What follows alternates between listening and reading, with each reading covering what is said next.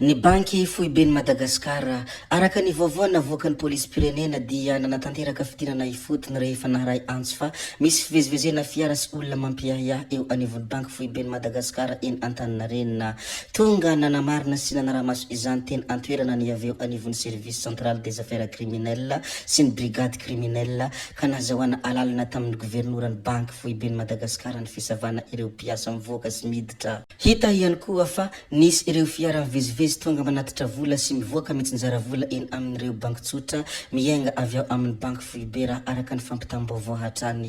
Fa ny mikasika andriamatoa MAMY RAVATOMANGA kosa dia nogiazan'ny FCC ny fananany ao Maurice niditra hôpitaly ny MPAMDRAHARAHA gegla MALAZA eto a Madagaskar. Raha ny lohateny gazety mauriciana dia nogiazan'ny FCC ny fananany MAMY RAVATOMANGA ao Maurice. Ny FCC izay miandraikitra ny fanadahadiana mahakasika ity MPAMDRAHARAHA ity noho ny resaka famotsiam-bola sy ny fandefasana vola tsy ara-dalàna eo amin'ny Madagaskar sy Maurice.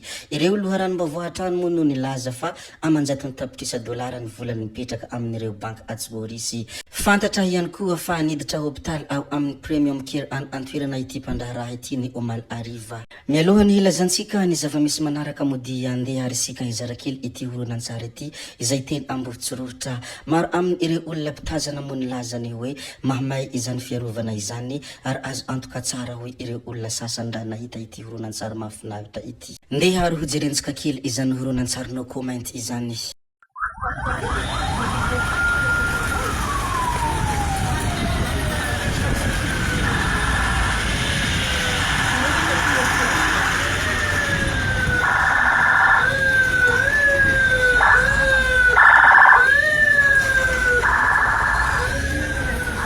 Tonga ety ambotsoratra amin'ny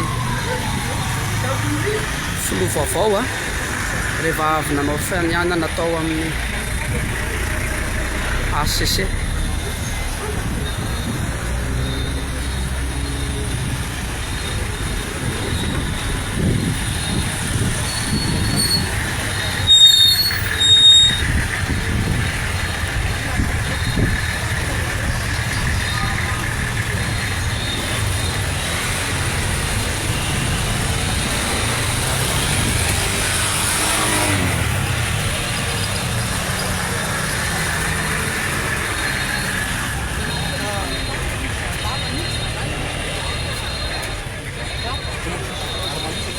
Ny zavatra tsapa sy ny zavatra hitany andro omaly ihany koa dia resaka fanamelohana sy ny reconnaissance ohatrany hoe tsy nanantsafidy zany ny tandrefana. Ny omaly moa dia tonga tetsy Amboda nanatrika ny fihanianan'ny filohampanjakana ny masovoa rehetra nefa vo afaka malahariva no nanameloka ny fananganana ny filoha teo aloha Andry Rajoelina ny Union Africaine sy ny Nations Unies. Ny sadaika indray dia nangina be na nivory azantioka ny alarobia hariva. Natsapa ny masovoa tandrefana rehetra fa mibaribar be loatra ny fiangarana raha nameloka sy tsy tonga nanatrika iny fotoan-dehibe iny izay midika reconnaissance satria ny ekipe tsy niteny sy tsy nanampy mihitsy aza izy reo tamin'ny fitondrany Andry Rajoelina izay nandika lalàna sy nanao barofa. Tsy miraharaha ny tandrefana isanandro fa saingy natahotraa manokana izy reo fa sao LAHY HIANTSAMPY any amin'ny Rosiana ny mpitondra miaramila vaovao raha vao ahilika be loatra. Ka vokany iny hitantsika rehetra iny nandritra iny lanonana iny hita fa tena tsy nanantsafidy ny tandrefana.